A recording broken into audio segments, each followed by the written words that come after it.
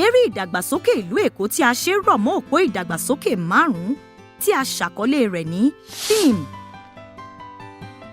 Àkọ́kọ́ nínú òpó 5 ìdàgbàsókè wa, ìyẹn theme dúró fún education and technology, èyí tí ó túmọ̀ sí ètò ẹ̀kọ́ àti ìmọ̀ ẹ̀rọ.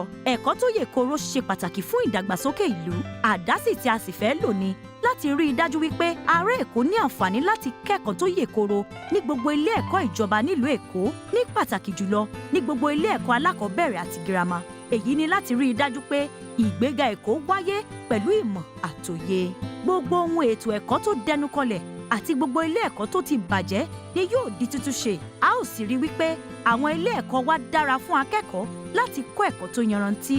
Gbogbo olùkọ́ pátá la ó ṣe ohun amóríyá fún. Láti ìgbàdégbà, àwọn olùkọ́ wa ó máa lọ fún kíkọ́ àti mímọ̀ síwájú sí i láti rí i dájú wípé ìmọ̀ wọn wà ní ìbámu pẹ̀lú kíkọ́ àwọn ọmọ ilé ẹ̀kọ́ wa nílànà ẹ̀kọ́ tìgbàlódé.